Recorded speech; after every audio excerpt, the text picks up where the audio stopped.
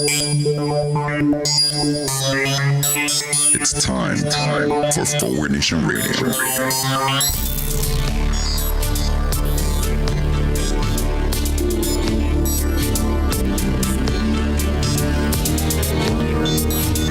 Now here he is, the host of Forward Nation Radio, David Leventhal.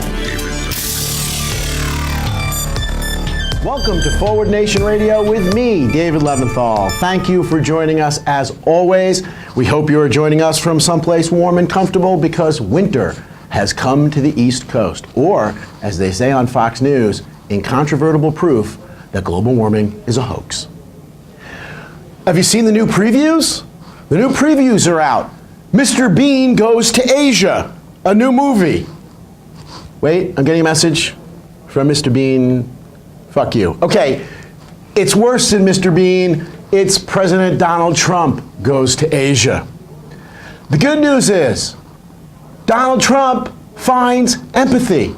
He goes to Asia and he comes home with empathy. The man who cannot find empathy for starving children, for war widows, has found empathy for Vladimir Putin of Russia. Let's all have a moment of silence. President Trump feels Putin's pain. Yes, he feels his pain over the pain of our intelligence agencies trying to clean up the mess of Putin's interference in our election. Because Trump doesn't believe our intelligence agencies. Vladimir Putin told him he had nothing to do with it, so Trump's going to go ahead and believe him. You are a patriot, I guess, if you put the interests and the feelings of a hostile foreign leader over the interests of war widows.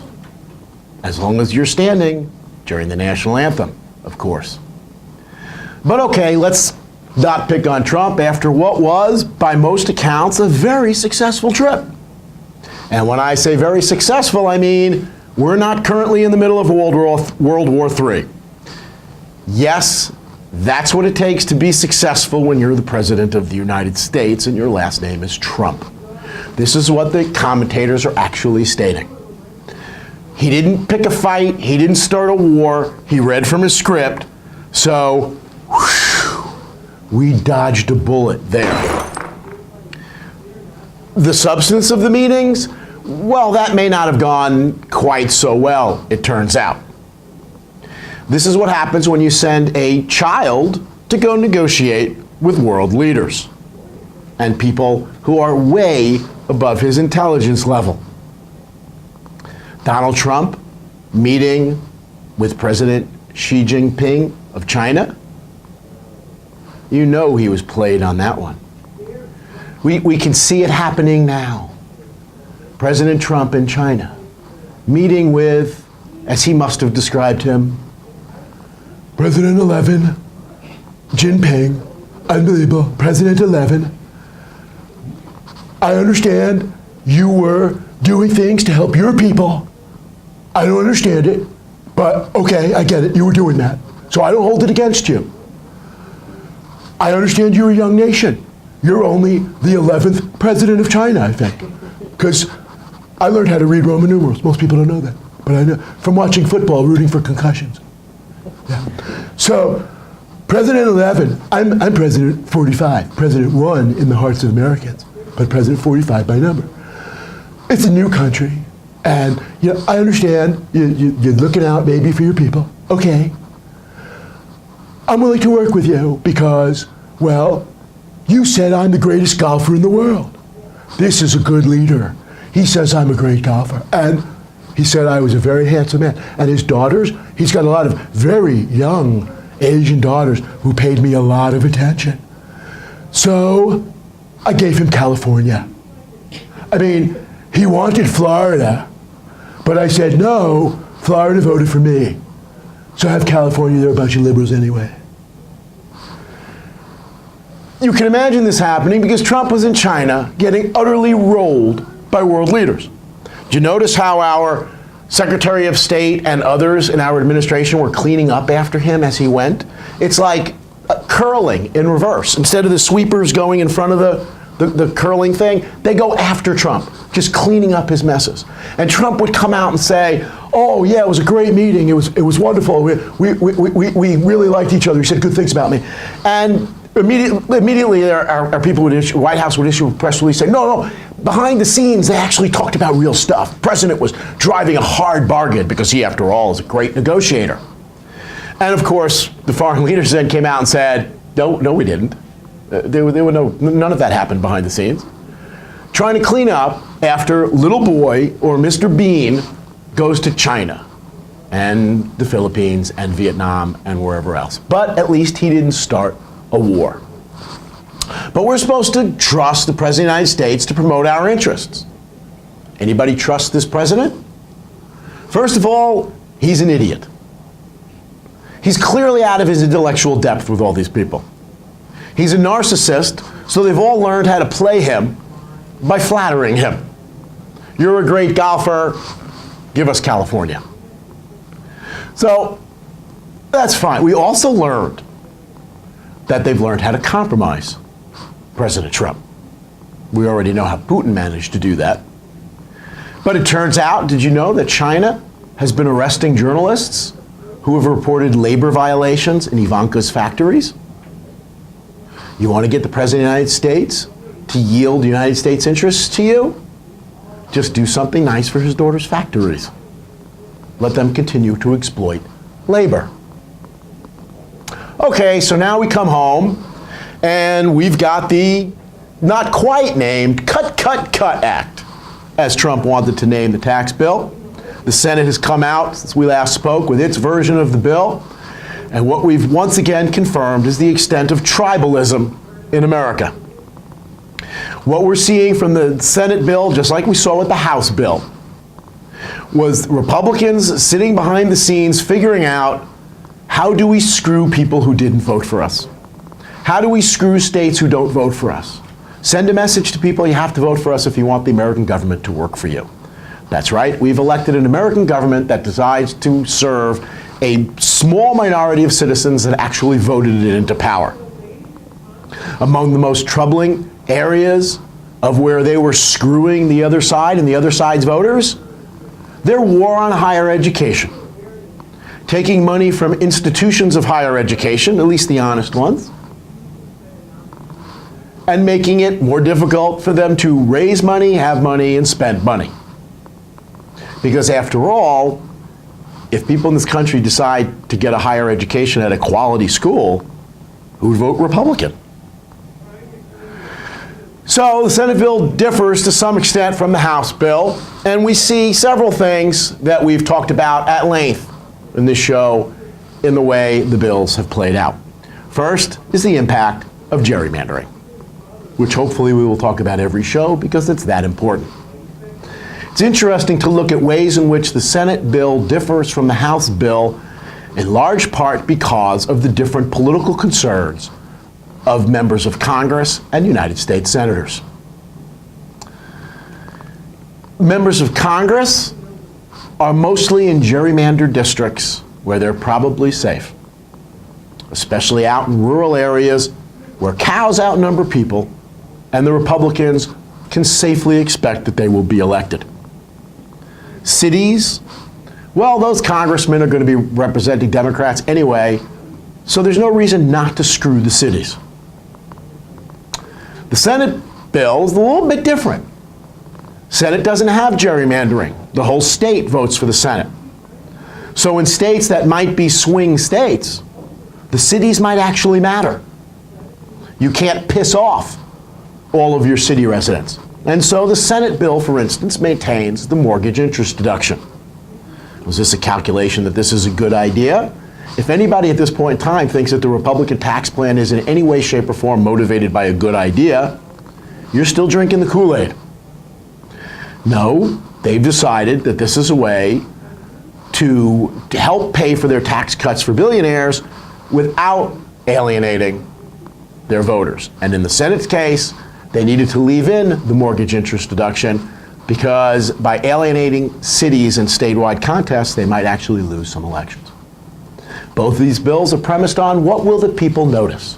What can we get away with And how can we blame the pain that they are going to feel on somebody else? This is also cementing the political realignment we are seeing in this country. Good luck to Republican congressmen and women in blue states, in the suburbs as opposed to rural areas.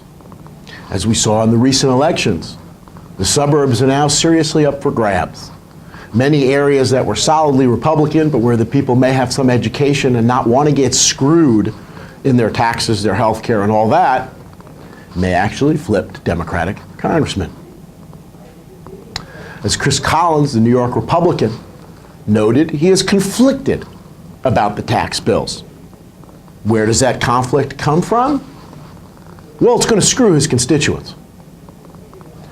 And he's worried that they might notice. But the one thing he's got going for him, as he points out, my donors are basically saying, get it done or don't ever call me again.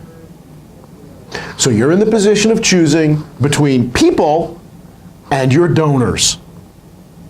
Here's the good news, Chris. The donors right now are promising that they will spend so much money lying to your base with false information, false stuff on social media, TV commercials. They will spend money lying to your base. So hopefully, enough of them won't realize how you screwed them on behalf of billionaires. And you've got the South Jersey Congressman Frank Lobiondo making a statement about the blue states and how the Republican tax bill is screwing the blue states. Why is it that Frank Lobiondo, a Republican, can come out and bash his own bill like that? Simple. Frank Lobiondo is among the dozens of Republicans who have announced that they will be retiring at the end of this congressional term. Republicans that are moderate for what passes as a moderate in the Republican Party, and know that they are going to be outflanked on the right by a lunatic, and they are going to be primaried out of office. We are now, as of my recent count, 28 Republican congressmen have announced they're not even bothering to run for re-election. So what are the results of the Senate bill? The Tax Policy Center points out that 0.3% of the wealthiest Americans, 0.3%, 3 out of 1,000, would be saving upwards of $278,000 a year by 2027. For the 40% least wealthy Americans, that is 4 out of 10, in case you can't do the math, by 2027, they will on average be saving $25. That's the Tax Policy Center analysis of the House bill. We haven't yet seen the analysis of the Senate bill. Oh goody, I look forward to that one. The giveaway to the rich people and the choices that are being made, at least are being made abundantly clear. The battle lines are being drawn for anyone who has any interest in listening. Republicans pointed out that they will be helping to pay for their tax cuts for billionaires by getting rid of the health mandate to have health insurance. Sounds like freedom to me. Freedom to not have health insurance. So they will be paying for tax cuts for billionaires by not subsidizing insurance for young people who now, once again, will get to play Russian roulette with their lives. That's freedom. Get a serious medical issue? Ha ha ha, you lose the game. You're going to have to die now. Thanks for playing. But also, as indicated, deep cuts to come. The House bill is estimated to cost at least $1.7 trillion over 10 years. And that's even with budget gimmicks. The true cost is probably going to be dramatically greater once they don't phase out as they're promising to phase out. But we already see that huge entitlement cuts are going to have to come. And in fact, as of this morning, the CBO, Congressional Budget Office, has pointed out that beginning almost immediately, $27 billion a year will have to come out of Medicare. That's right, $27 billion a year of health care for elderly Americans is instead going to go to the Koch brothers and the Mercers and the other total shit that's out there in the planet. These are the choices we're making. Also, so much for infrastructure investment. Do you remember when on the campaign trail Donald Trump said he was going to spend $1 trillion in infrastructure? It was pretty much the one damn thing he got right. And as we said, I think from our very first show, good luck with that one actually ever happening. Well, now, good luck with that one happening. There will not be money for that. There will not be money for Medicare. There will not be money for Medicaid. So here's the choice. Is that what you want, Americans? The choice is rather than spending money on infrastructure, on health care for needy people. You want to give more money to billionaires? What is the premise for the idea that that's a good thing to do? Are they better human beings? Are they better than the rest of us? Are they so worthy as human beings that they should just get stuff that the rest of us don't? As indicated in the Paradise Papers, hiding their money abroad, cheating on their taxes in many cases, when they already have millions or billions. Nobody really wants to make the argument that they're better human beings, right? How about more valuable to society? Are rich people so much more valuable? Just by giving them more money, their touch is turning it into gold? Is that what's going to happen? You're drinking the Kool-Aid again if you believe that one. Look at any career and decide, as we talked about last week, you look at the Paradise Papers, look at the number of people who are involved in sheltering and laundering trillions of dollars of money to keep it out of the hands of international tax collectors and spending on the public. Someone gets out of law school with a tax degree from a top law school, could go work to help human beings, could even work for the IRS catching tax cheats, or could go work for tax cheats. Which one do you think would pay the most money? Lawyers could go work for tax cheats, or they could go work arguing for homeless people in housing court. Which one of those do you think pays better? Doctors can choose to work to help people and save lives, often by dealing with poor people and providing medical care. Or they could go work for rich people and inject Botox. Do you really think all those rich people are more valuable? A doctor who's even good at his job and makes a lot of money could take a month each year, as some I know do, to go help poor people around the world. But if you do that, you'll have less money. I don't mean to come here and attack wealthy people. Well, some wealthy people. Many wealthy people have gotten wealthy because they're good at what they do. And yes, because they've chosen careers that tend to be more lucrative than other careers. Many wealthy people have not sold their humanity once they become wealthy. But let's be clear, when I talk about tax cuts for wealthy people, these good and decent wealthy people aren't the ones asking for tax cuts. So by definition, when we talk about taking health care away from old ladies to give it to a billionaire, that billionaire is a scumbag. Okay, speaking of scumbags, Roy Moore. Yes, our still likely future senator from Alabama. You know those pictures of Roy Moore waving his gun at a campaign rally? Yeah, I like the Second Amendment. Turns out what he really was doing was illustrating his pickup lines for underage girls at the mall. I just take out my gun and I say, do you want to go out with me? You shouldn't make fun of this, I guess, but this is sick. Okay? The guy isn't allowed at the mall, or wasn't allowed at the mall. Here's Jim Ziegler, the state auditor of Alabama. There's nothing to see here. Single man, early 30s, never been married, dating teenage girls, never been married. And he liked younger girls. Like, hey, what's the problem there? Okay, at least they were alive. That's got to be something. At least they weren't little boys. That would have been a problem. Little boys would have been a problem, but not little girls. He's still overwhelmingly expected to win in Alabama. I guess because none of them were blood relatives.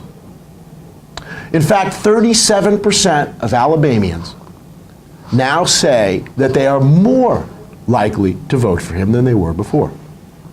This is the tribalism. This is being confirmed in our beliefs and believing whatever we want to believe. Being shut off to further information that might lead us to change our mind. A critical thinker says new information might compel me to change my mind. But much of this country says, yeah, new information might compel me to change my mind, so I better make sure I don't get any new information. And if I do, I better make sure I don't change my mind. Instead, I'm going to get more angry, I'm going to put my back up, I'm going to get more defensive. Here's something else that Roy Moore said just the other day. They started to create new rights in 1965, and now today we have a problem. They started to create new rights in 1965, and now today we have a problem? What could he possibly be talking about?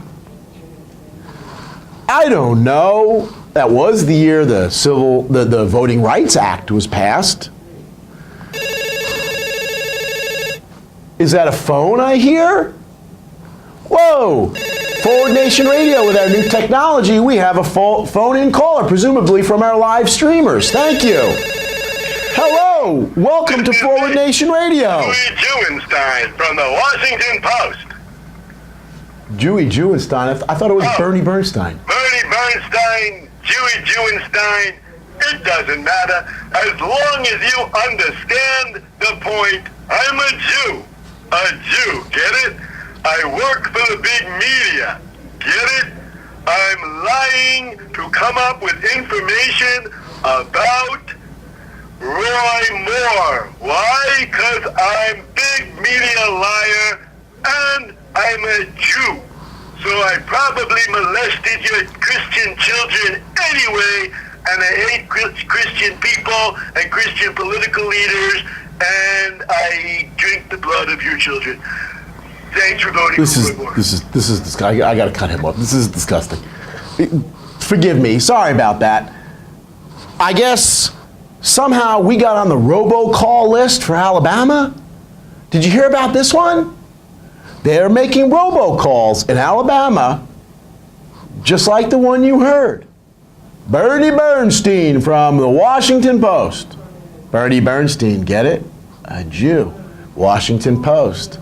Intelligent people. Fake media. Why don't you just come right out and say the Jews are coming to take over Alabama?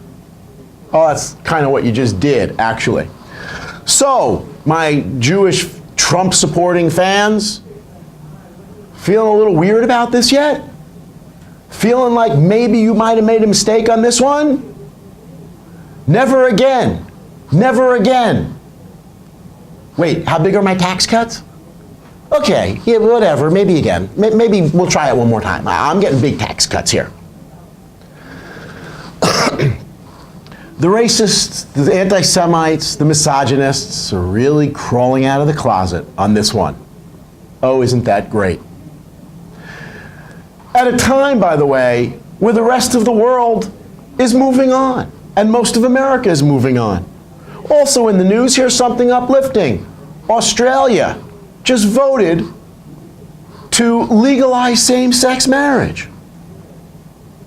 But in America, we're racing in the opposite direction. At least the scumbags who are running the country right now are racing in the opposite direction, while most of us still want to race in the right direction. You better be heard. Racing in the right direction?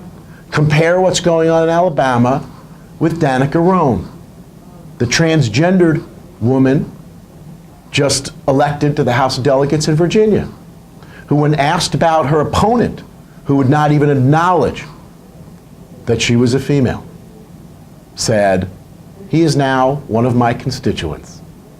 I don't pick fights with my constituents." So Republicans are opposing Roy Moore. Let's be clear on this. Are they standing on principle? Have they suddenly gotten decency? This is reflective of the battle in the Republican Party that's been going on for a long time. Steve Bannon versus Mitch McConnell. The right-wing, white supremacist, populist, racist piece of shit versus the I represent billionaires and we want more. We're looting the country wing of the Republican Party. In other words, the establishment wing. The establishment wing has been convincing poor white working class voters across America to vote for them so they can loot the country by relying on God, guns, and gays. And finally, the people on the right have had enough and said, "You've been promising me to bring Jesus to run the country. I expect this country to be run according to Jesus." But that, of course, is not what establishment Republicans are all about. They just want the money. They just want to loot everything. Steve Bannon is a piece of garbage. And yet, there's a populist part of him. He actually thinks taxes should go up on millionaires and billionaires. Imagine that, something I can agree with Steve Bannon. This is all reflective of the divide in the Republican Party. It's also reflective of the fact that pieces of shit child molesters like Roy Moore can be elected, perhaps, in Alabama. But if he gets elected in Alabama, good luck getting Republicans elected in a lot of swing states where people aren't that stupid. And our producer wants to weigh in here. But didn't Steve Bannon support Moore? He does. Moore is the populist. Yeah, Moore. That's why Mitch McConnell is perfectly happy to turn on Moore. He never supported him in the first place. He wanted Luther Strange. He wanted the establishment candidate, not the guy who was absolutely insane and might cost them some seats. He doesn't give a shit about the populist rhetoric that Trump and Bannon and whatever have been saying. He doesn't give a shit about the populist rhetoric that the Republican Party mainstream has been saying for years and years. They just want to convince these morons to vote for them so they can loot the country. So this is now the battle lines really being drawn. Now maybe some good could come out of this. Reminded of 14-year-old being preyed upon. And that makes me think of child marriage, which has been an issue in some more thoughtful parts of this country. In New York, children as young as 14 can get married, although we're working on changing that right now. Most states allow 16 and above. More than 24 states have no minimum age. The reason for that is mostly because of victims of child predation. The punishment for raping your niece at 12 is to marry her. That gets you out of criminal charges and makes everybody think that everything's fine. We need to be eliminating child marriage in America. In Alabama, their numbers aren't that bad. 4.9 out of 1,000 children less than 18 are married, just above the national average. Their minimum age is 16. As I indicated, better than most. So, kudos to Alabama. And Roy Moore did all this, let's not forget, while he was the DA. While his job was to enforce the law, such as laws against child molestation. It's kind of like, I don't know, if the U.S. Department of Justice were to be used as an arm of the President of the United States with no interest in actually promoting justice and investigating crimes. You know, kind of what we're seeing in America. Donald Trump says, I need to change the subject from collusion with Russia, conspiracy to undermine the United States. I need to change the discussion. So I want the Justice Department to name a special counsel to investigate Hillary Clinton. On what basis? We made it up. If we said it and made it up, they should have to investigate it. Like we can investigate, I don't know, the person who stole all my candy. Even though nobody stole my candy. Somebody investigate that. Get the Justice Department on that right away.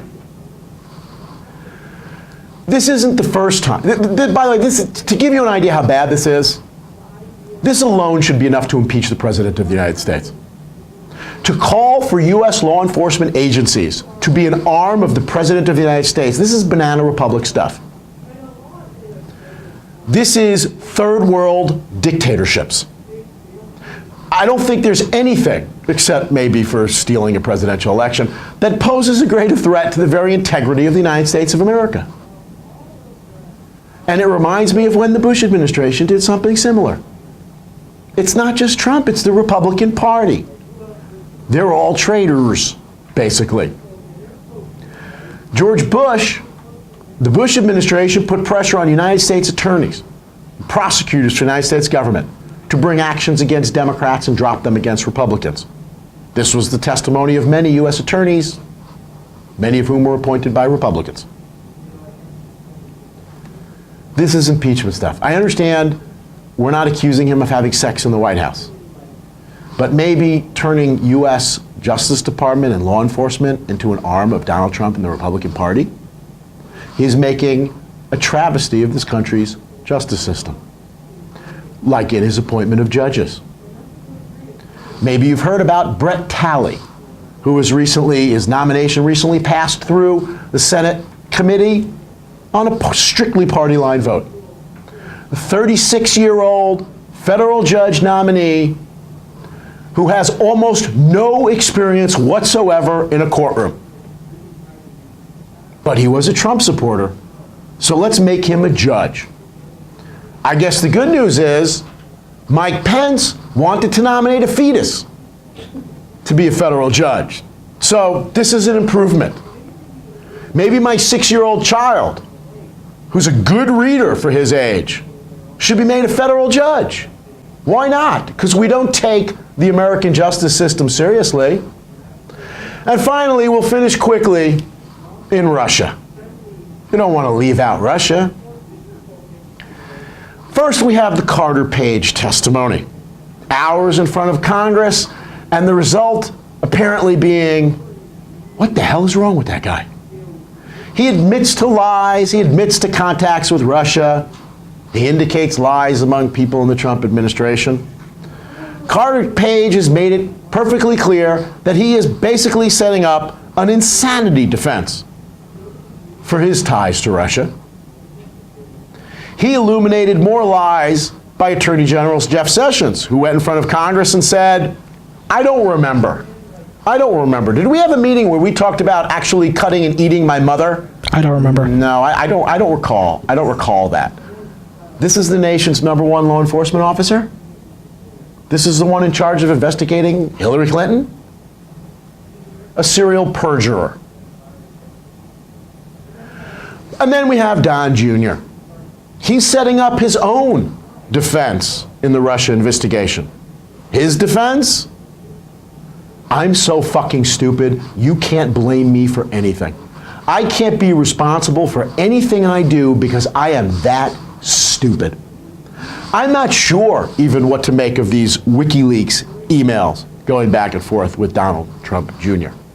Other than he's an idiot. He clearly wanted to collude if he could. I'm not sure where we went from there. But he's really an idiot. You know what he needs? A tax cut. Finally, WikiLeaks shows its true colors, saying in those leaked documents, we'll help you out any way we can. Pick a tax return. Give us a tax return for us to publish. It'll make you look better. In other words, pick a completely unrepresentative tax return and we will publish it. This is an organization I used to have respect for because supposedly they were about transparency and the release of information. Turns out that's not quite what they're about. Okay, more on the media's role as we talk in the future. But that's it for today's show.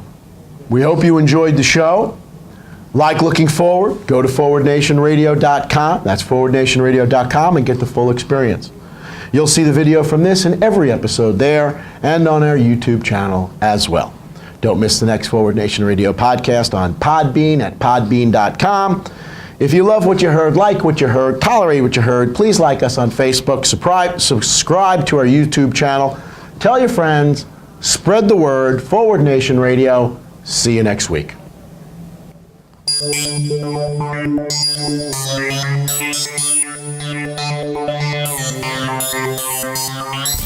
You've been listening to Forward Nation Radio with David Leventhal.